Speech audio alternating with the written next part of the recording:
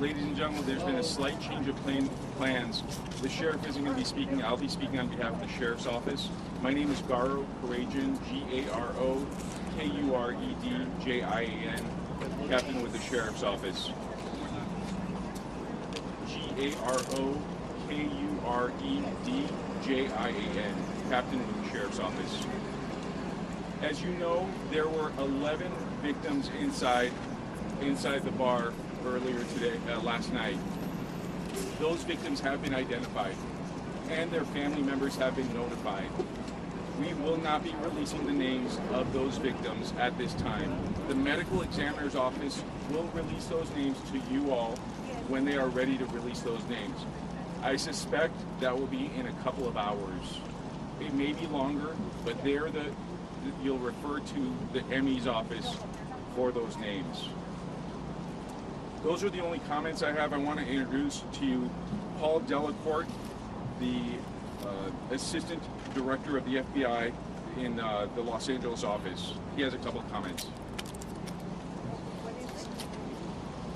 Good afternoon. As Captain said, my name is Paul Delacourt. I'm the Assistant Director in charge of the FBI's Los Angeles field office. We're working closely with the Ventura County Sheriff's Department on this investigation in support of their lead on this shooting incident. I first want to offer condolences to the families of the victims and the family of Sergeant Ellis, who responded to this incident with his CHP counterparts. The FBI is here to support Ventura County. And to that end, at the request of Sheriff Dean, the FBI Los Angeles Evidence Response Team is processing the crime scene here behind me, as well as the subject's vehicle and the home on Newberry Park. We're going to pursue the leads that are developed from that evidence wherever they take us to identify any possible motivation, paint a picture of the frame of mind of the subject, identify any potential radicalization or any associates. At this point, we do not have any indicators of other associates, or there are no other threats to the Los Angeles area. Can't imagine the stress, can't imagine what the families are going through. Appreciate your patience as we work through in a painstaking fashion the evidence recovery and crime scene analysis. Will be ongoing here for several days, and just want to once again pass on our support to the Ventura County Sheriff's Department on behalf of the law enforcement community, who has rallied a number of resources here to assist in the investigation in any way they can. Thank you. I'd like to introduce Congresswoman Julia Brownlee. Thank you, Sheriff. I just have a few words to say. I'm the Congresswoman who represents this area, and I want to thank Ventura County Sheriffs. I want to thank the FBI. I want to thank the ATF. I want to thank law enforcement from so many counties in the surrounding area coming here to help us. I think the partnership has been extraordinary with the quickest response possible. And I just want this community to know that our hearts break. We are a community in mourning, and our thoughts and prayers are with the families who have lost loved ones. And we are here to support you and to help you in any way that we can. I'd now like to introduce Special Agent in charge of the Los Angeles ATF office, Bill McMullen. Good afternoon. My name is Bill McMullen. I'm the ATF Special Agent in charge of the Los Angeles Field Division.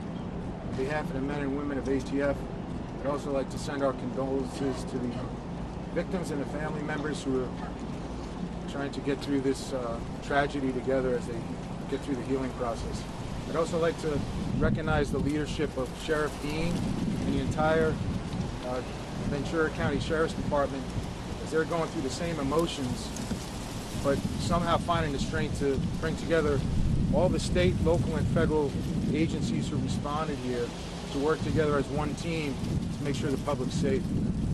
ATF agents responded immediately when this incident occurred last night. Throughout the night, have worked side by side with our state, local, and federal partners. We will continue to do that until this investigation is complete. At this point, I'll turn it over back to the Sheriff's Department for any questions. Thank you. If you have questions, we'll direct them to the right person up here and try to answer as many questions as we can.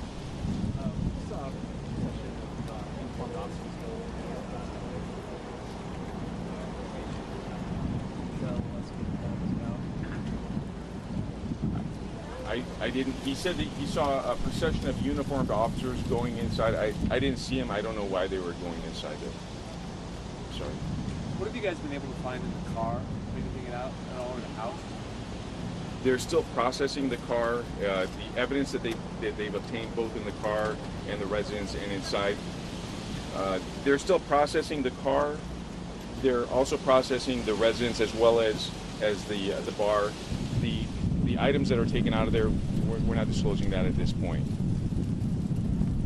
Director Calif, if you could just address in the few hours that it has been, though it has been some time since this morning, on why this took place.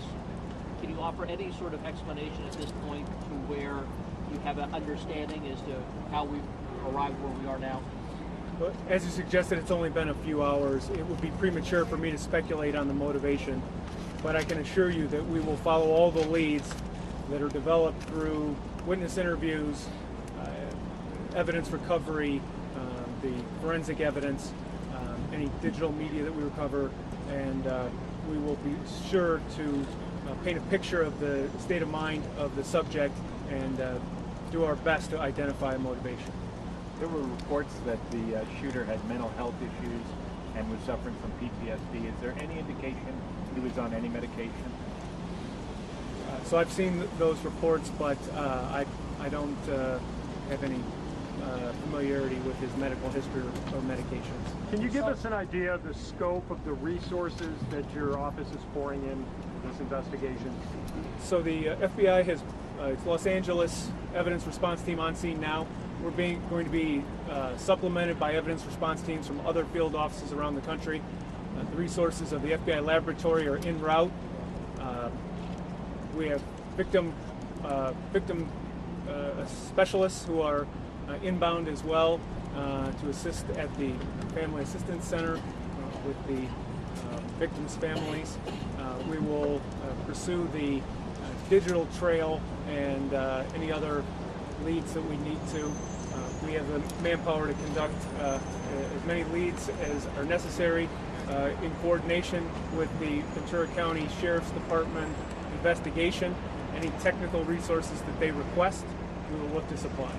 Sir, there's been a bit of conflict reported in the press just about the chronology of every the timeline of events. Can one of you all speak to basically at this point what happened? Well, so the investigation is developing. It might be premature for me to talk about a specific timeline. I know we're working on the sequence of events as they occurred, but I don't want to get out in front of what the evidence in the investigation will show. Yeah, this morning the sheriff said it looked like he thought that the perpetrator had shot himself. Is that something you can say definitely? Well, I don't think we can say anything definitely about the cause of death until the autopsy comes back. So at this point, our crime scene investigators are on the scene. They've had a closer look at the evidence, and we will look for developments in that regard. Who's in charge of the investigation? Ventura County Sheriff's Department, the federal, our federal partners and the FBI are here to support the sheriff. Can you guys talk a little bit about the weapon Are and there all any security specifically cameras within inside the or magazine? outside that will help you in this investigation? I'm sorry, sir? Did he stop to reload? Can you talk about the magazine at all? Did you know anything specific about the weapon? It's been reported that there were high-capacity magazines, but again, as for the sequence of events, I think we're going to work down some of the leads to make sure that we bring that out to you. We're much more precise in our analysis. Can you all specifically as to what happens next? Your investigators have spent some time at the family home. Have you been able to talk to his parents or any of the associates of the suspect? Have those information? In coordination with the Sheriff's Department, a number of interviews are going on, but I don't want to want to get in front of the Sheriff's Department investigation and speak to all the investigative avenues that are ongoing. Sir, what happens next? Are there any security cameras either inside or outside that can help you in this investigation or give you more than what you have now? So we're pursuing all the available leads, and of course we will be seeking any video surveillance that is in or around the premises. We'll also be seeking any video that was taken by witnesses that were inside the crime, inside the bar at the time of the crime. We've offered our digital analysis services to the county in support of their investigation. Can you talk about anything that you may have already recovered from the suspect's home that may indicate how long he may have been planning this? Were there any other weapons found? No, I don't think I can comment on that this time. It'd be premature. Are all the deceased victims still inside? Well, I'm sure you can appreciate the sensitivity of this situation and our need to protect the privacy of the families. I don't want the families to be learning of developments from me on television before the notifications have gone out through the Sheriff's Department or other appropriate avenues. Sir, from an investigative standpoint, can you walk us through what the process is, what happens now, what will be done? Well, so the evidence response team is in place. It's going to be a thorough and painstaking process that will take as long as it takes, quite frankly. It will take some number of days. We'll make sure that we bring the appropriate resources from the FBI Laboratory Division. They're en route. We will use all the resources that we can bring to bear, and we'll pursue the appropriate interviews, analyze the evidence recovered from the various scenes, look at the forensic evidence.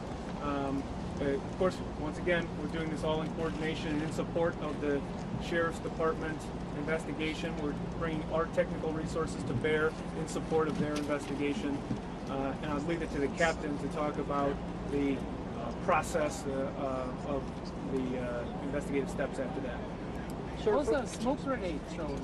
We know that for sure now.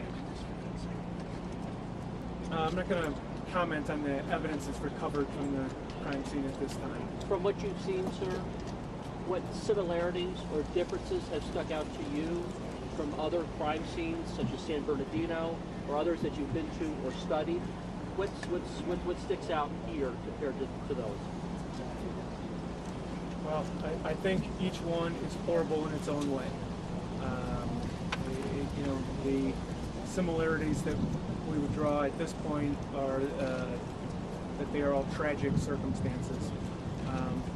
From a law enforcement point of view, certainly we try to do some pattern analysis in order to get out in front of these type of threats, to be involved with our mental health community, to be involved with state and local partners, to reach out to private sector and the community to make sure that individuals that are at risk come to our attention. We're going to have one more question, and then we're going to have PIOs available for you individually, but we're going to have one more question, and then we're going to end this presser. Where will this area open up? For you, Captain. When will this area open up? When the scene is processed and when we are out of here and when we can open it up in a safe manner, we'll open up the roads. We've opened up the 101 off-ramp southbound at Moore Park and the on-ramp at Moore Park Road. It was previously closed. Now the only closure is it's for residents heading southbound on Moore Park Road. Hey, Captain, did he post something to Facebook during the shooting? We heard that. Do you know? I don't know that. I don't know that. I'm sure that's something that our investigators will be looking at. We're going to end this, but we're available individually. We got several PIOs over here to my right, your left. They'd be happy to talk to you on camera, do interviews. We have a Spanish-speaking PIO as well. And again, we're available for comments. Thank you, Captain. Thank you. Oh, girl.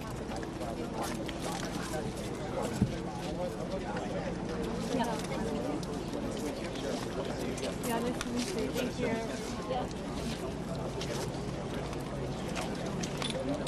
Hey, listen, we're going to have a vigil at 6 o'clock. 6 o'clock, there will be a vigil at the Thousand Oaks Civic Arts Plaza. It's on Thousand Oaks Boulevard. It's the largest building in town. It's a community vigil, and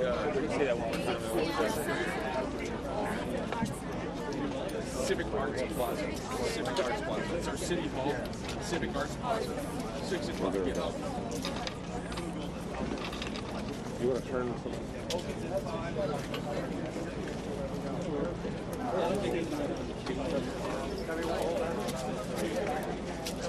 Is this yours? No, it's not. One that pinched through.